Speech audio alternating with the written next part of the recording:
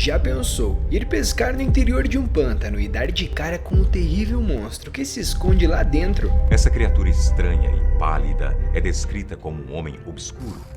Eu sou Marcelo Patrola e seja muito bem-vindo. Monstros da floresta são descritos em diversas culturas, mas alguns relatos surpreendem pela riqueza de detalhes e causam até mesmo a curiosidade pela riqueza de informações e peculiaridades do local descrito. Será que a ficção está invadindo a realidade e a imaginação das pessoas?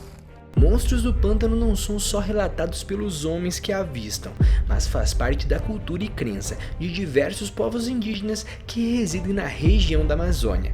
E é sobre isso hoje que iremos conhecer. A apenas uma curta distância de Manaus estão a muitos hectares de pântanos. E lá encontramos o fundo do pântano de Marajó, considerado selvagem, como primitivo e intocado pelo homem quanto a qualquer lugar da América do Sul. E é por isso mesmo que alguns dizem que pode realmente ser possível que uma criatura viva ali. Agora eu só posso te dar um conselho. Deixe as janelas fechadas. E que possa passar despercebida pelos humanos, quase despercebida. O primeiro avistamento documentado da misteriosa criatura nesta área ocorreu no início de agosto de 1963. Harlan Ford, um controlador de tráfego aéreo aposentado, e seu amigo Billy Mills, dois americanos que estavam de visita na região da Amazônia do Brasil, voltaram do pântano com uma história um tanto quanto incrível. A dupla de caçadores veteranos afirmou que enquanto estavam no pântano, eles se depararam com uma grande criatura em pé, sobre o corpo de um javali morto. A estranha criatura aparentemente rasgou a garganta do javali completamente. Harlan descreveu a criatura como sendo coberta por pelos grisalhos e desbotados, com cabelos longos pendurados em sua cabeça, com uma espécie de alga ou um fungo crescendo ao redor da sua pele. Os dois estimaram que a criatura pesava cerca de 400 libras, que é cerca de 200 quilos, e tinha cerca de 2,10 metros de altura. O tamanho e o cabelo enormes da criatura eram assustadores o suficiente, mas os olhos cor de âmbar e o fedor terrível que exalava a criatura foram duas coisas que ficaram na mente de Harlan e Bill a partir desse encontro inacreditável. Na volta para casa, Harlan contou à sua família sobre o encontro e ele disse: "Não foi nada que eu já tivesse visto antes, era feio e sinistro, e era aparentemente algo saído de um filme de terror." Ele se virou e olhou para nós por um momento, e então disparou para o pântano. Eu quero que você saiba que isso me assustou muito. Mas quando comparamos o fato de que todas as culturas ao redor do mundo, desde os hindus, os gregos, romanos, egípcios, maias, no mundo todo, temos uma descrição semelhante de seres... Pela descrição de Harlan, o monstro tem cerca de 2,10 metros. Suas pernas são grandes, mas seus peitos e ombros eram enormes, e tinham longos cabelos acidentados e uma cabeça curta, e seus cabelos pelo corpo eram meio grisalhos. Ele também tinha olhos incomuns, segundo Harlan. Eles eram muito grandes, mas eram tortos. Era como se cada um se mexesse por conta própria e de forma autônoma, e olharam fixamente para nós antes de fugir. Harlan era um homem honesto e não se importava se as pessoas acreditavam nele ou não. Enquanto a notícia dessa criatura se espalhava como um incêndio, os habitantes locais sabiam que as histórias dessa criatura feroz datam de centenas de anos. Os nativos americanos da área chamam a criatura de Letiche e a descreveram como uma criatura humana semelhante a um comedor de carne que vivia na água e na terra, ou seja, era uma espécie de anfíbio.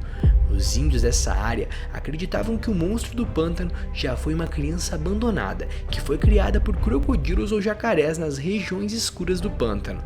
Os cajuns chamam a criatura de Lopquero, que alguns dizem que significa lobisomem em sua língua.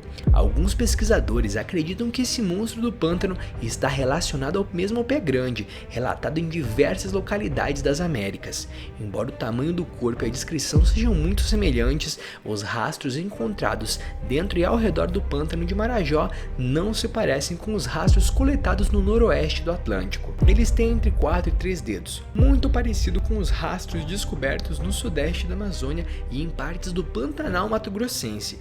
Os moldes feitos por Harlan Ford, um pesquisador americano, têm cerca de 25 e 30 centímetros de comprimento e 3 dedos longos e finos, colocados lado a lado, e um quarto voltado para dentro, como se fosse uma espécie de polegar, aquela que a gente vê nos cachorros normalmente.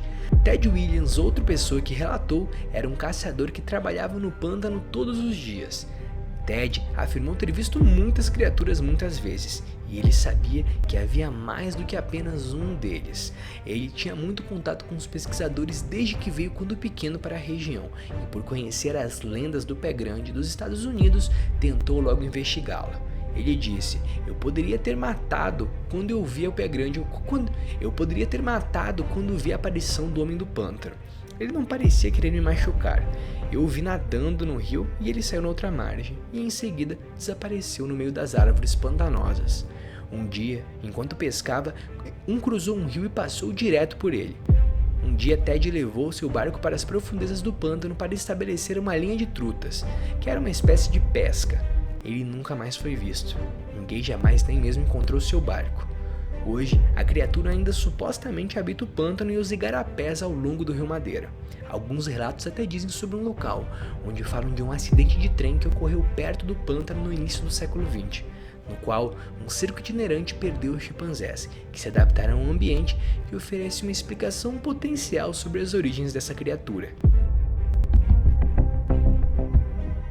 Para a gente pensar em como derrotar esse ser, temos que levar em conta diversos fatores, entre eles o ambiental, ou seja, do local que ele vive. E outro importante é se ele é um ser com consciência, ou seja, existe uma onisciência por trás, ele tem noção do que ele é, se ele é inteligente, ou se ele é um ser que age por instinto. Mas vamos lá. Primeiramente, iremos até a região e iremos colher diversos relatos dos habitantes locais e até mesmo dos indígenas. Conforme sabemos, as lendas locais sempre têm base na verdade nas experiências dos antepassados dos indígenas. Assim, buscando a sabedoria dos povos que já habitam a região há milhares de anos, conseguiríamos traçar um certo panorama do que precisaremos fazer. Para entender aonde se encontra esse ser, após isso, começaremos a traçar a região onde iríamos estipular as armadilhas.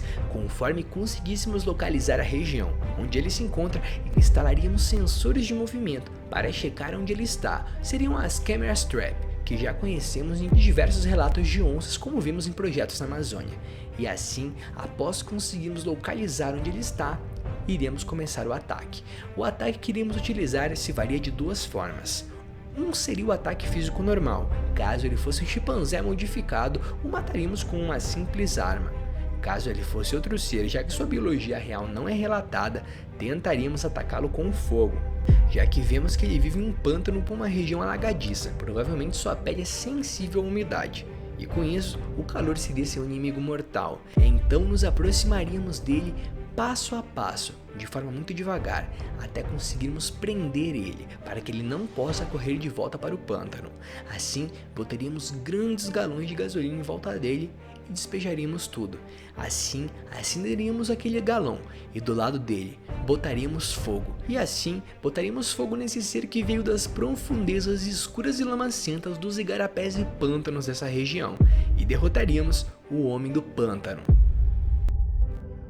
E eu vou ficando por aqui e até a próxima.